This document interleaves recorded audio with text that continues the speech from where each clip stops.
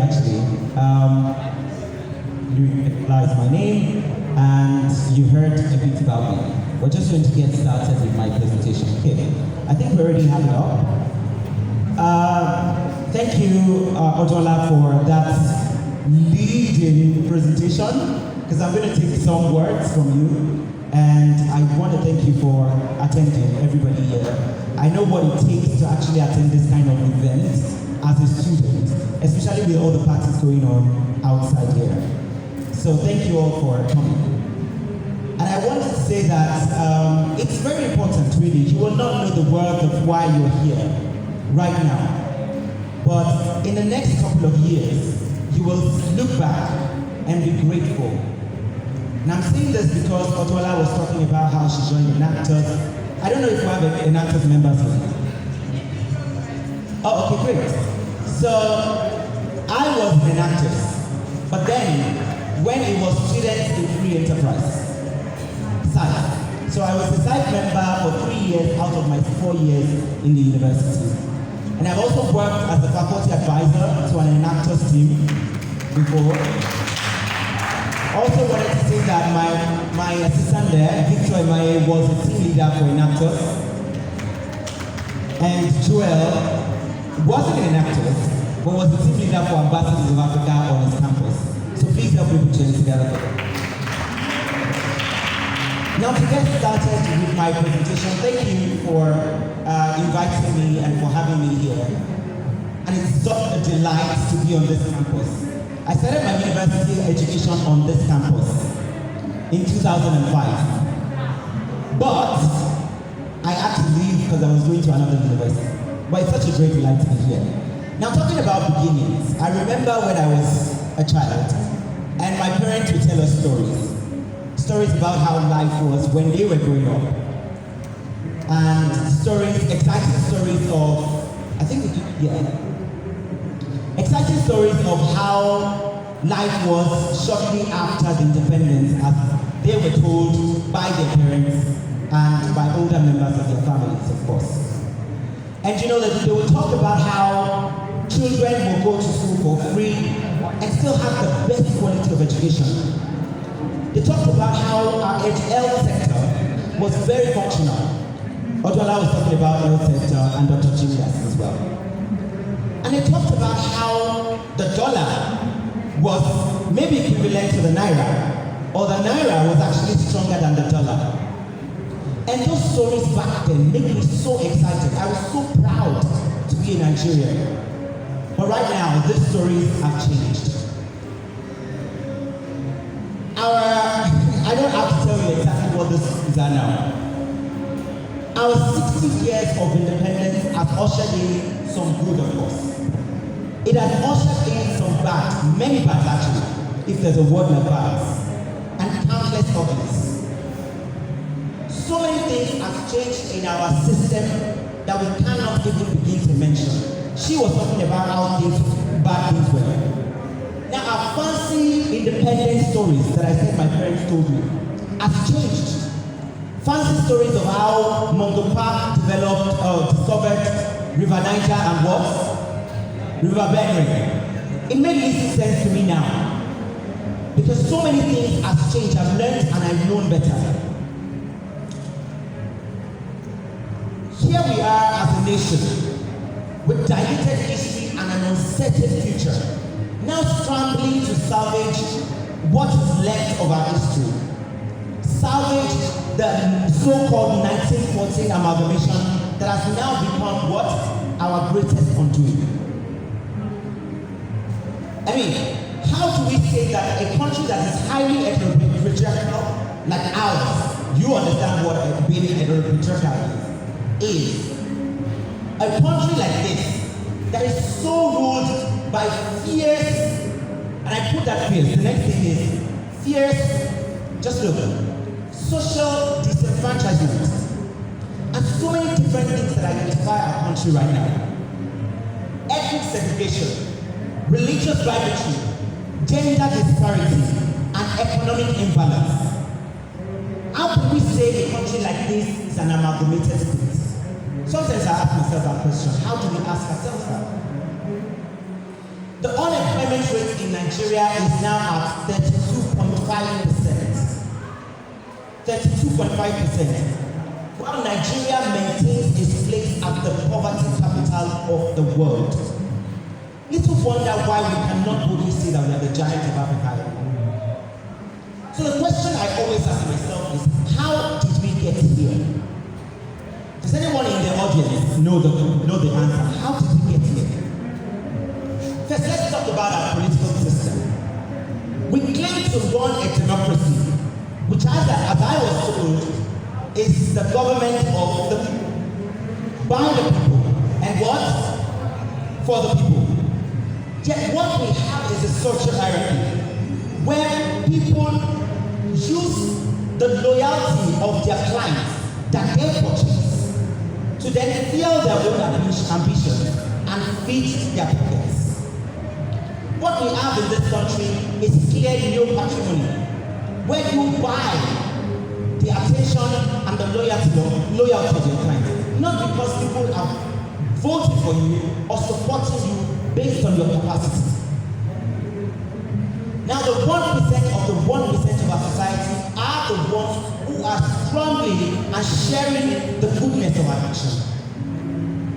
We claim to run a federalism, whereas what we have is a political system where elected officials and government workers assume the right to a share of the national revenue, what we call the national pay. Right? What we call the national pay. Or for those of us who are literary students or those who are actors, as Chief Ledger Brown said in Olarutumi's Our Husband Has Gone Mad Again, a share of the national machine, something you will eat and know that you are eating something. You see, as funny as these things are, they are very, very excruciating because these resources that are taken are then shared between families. The families of these people who have taken these resources, shared between them, and shared with their ethnic members, their religious supporters. So what we have, ladies and gentlemen, is not a federalism. What we have is what we call prebendalism. I don't know if you can see my slides very well. It's called prebendalism. Secondly, one thing I always say is that you will never be able to become the best of yourself or who you're meant to be if you don't know who you are. In 2017, the Minister for Education announced that education history had been taken expunged from our primary school curriculum and made optional for those in secondary school. Well, it's not like history was actually taken as a serious course before that time. So when it was finally reintroduced in 2019, after serious pressure, it didn't really make any difference. It didn't. So, without a factual knowledge of where we are coming from as a nation, the lived experience of our ancestors before colonization, and actually what slavery did to us, the true ones, not the packaged one that made it look like colonialism was the best thing that ever happened to us. We need to know this history so that we can know how to face the vestiges, the legacies of colonialism that is now ingrained into our system, including education and health. Then the last part that I will talk about now is see that big fear that we all don't like to poke, so that we don't get struck down by our father in heaven. Religion. Religion, as I know, right?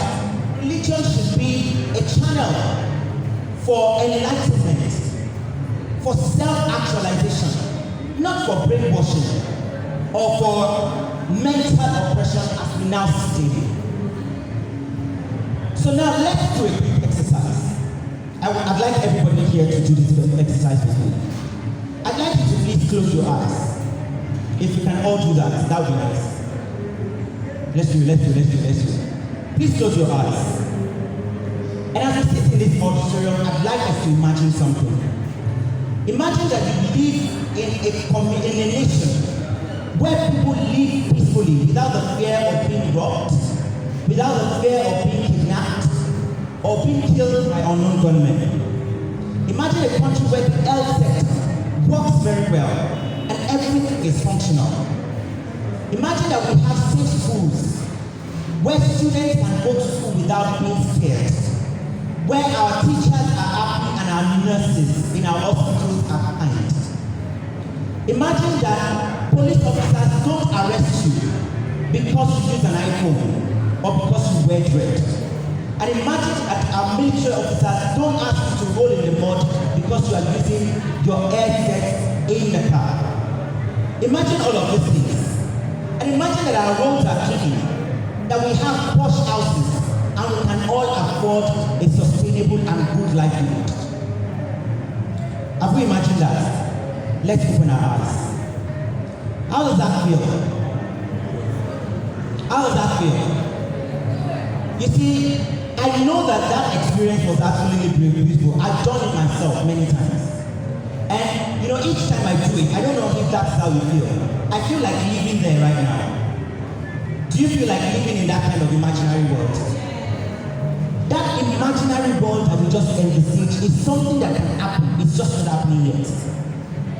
It can't be our reality. And we have to work towards it because it will not miraculously happen. So, but one thing I know for sure is that if we are going to really build this nation, we need to start with our education sector. Education, as I was told, or as I know, is the bedrock of any nation's development. And as TEDxEKSU said, education is simply the soul of the society passed from one generation to another. I tried to rush into my presentation now quickly because of time.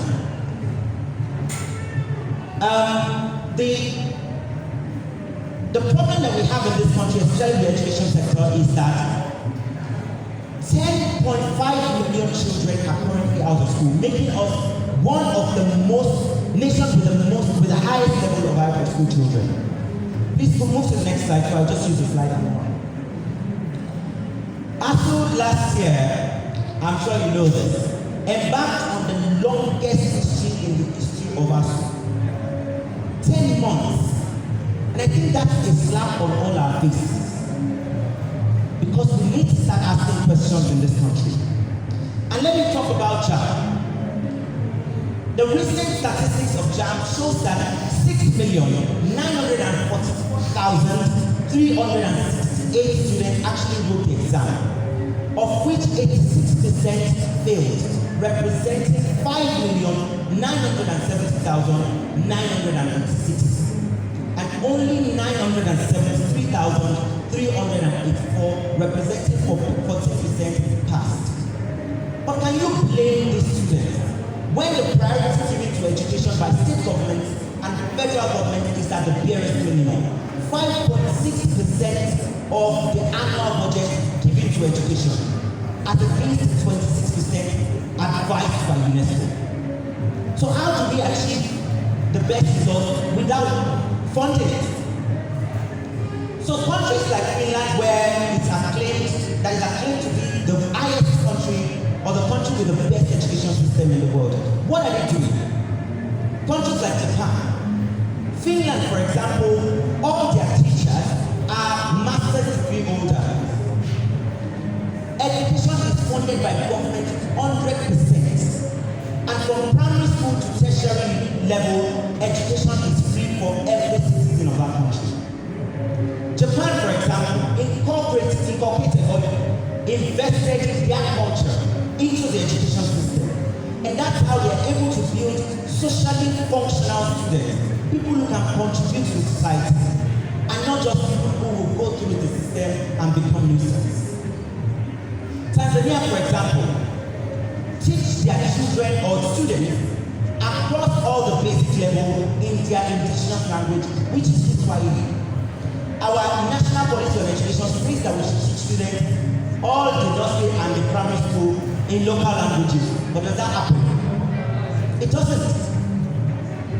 So how do we leverage education in fixing some of these crises that we experience today? Let's quickly cast our minds back to the 1960s, when nuns, the National Union of Nigerian Students.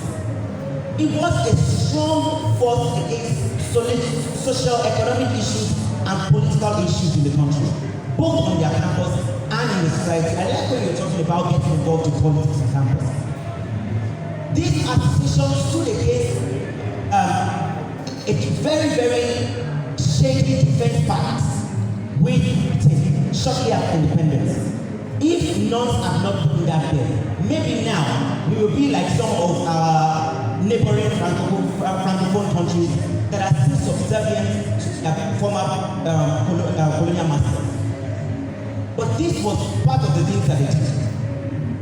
This same union in 1978 rose against the increase of tuition and rose against mismanagement of government funds, asking for the removal of the then Minister for Education in what was popularly called Ali Must Go. I don't know if you've heard of it. Have you heard of Ali Must Go before? This same association now became the National Association for Nigerian Students. I like that expression. Which up until 1989, NANS was a strong force because they were the one who rose against the structural adjustment program of the World Bank back then. But what do we see today? What do we see today, to be honest? So all of this strong force that young people have, what happens? When the education system begins to sink, the voices of young people begin to crumble. Or we can switch it over. Up until last year though. Now, I like listening to this song by Vector, and it's called Crown of King. In one of the lines, it says, "And solo okay," which means, are our voices actually loud enough for us to hear? Or another question to ask is, are they actually waiting for us to speak, or do they want us to speak up at all? So without the right education that transforms people into critically minded individuals, leaders of student union government will continue to donate billboards and we will applaud them. Student leaders will continue to support political leaders and we will not ask questions. So enough of giving people fish. We need to teach people how to fish. Enough of giving the poor just enough money to keep them consistently poor. Enough of giving people enough education just so they can speak and write an alien language. We need a functional education system that transforms our minds into global leaders and change makers in our societies. As I begin to conclude, I would like to point out one thing that I think stands out countries that actually perform well in the Human Development Index globally. Countries like UK, Canada, US, or the UAE and all that. It is because they look within. They look into themselves to find a solution into their country's problems. And they find it that way. But what we have been accustomed to in this country is looking away. We have learned so much to looking away that there's a high level of killing in the country, banditry going on. We look away. The health sector is not working. We look away. Our education system is heading towards a total collapse. Yet we look away. So the world that we have imagined in our minds earlier, the only way it can work is when we as individuals begin to look within and not looking away. Looking within to identify what we can do in solving some of our community problems, and government looking within to identify this solution as well. I and my team, for example, I manage this organizing company called Edvant in Africa. And what we are doing is transforming higher education in the continent, not just in Africa. You can check us out, to be honest, see what we're doing. So you need to begin to look at what you can do in solving problem A. Napoleon Hill says, desire is the starting point of all achievement. Not a hope, not a wish, but a keen pulsating desire that transcends everything. I hope that the desire that you have caught from listening to all the amazing speeches today, and the drive that you have gotten, I hope this desire is enough to keep you going. And so after listening to all of this, will you look within to find what you can do as a young change maker in making this nation and the world a better place, or will you choose to look away? Thank you for listening.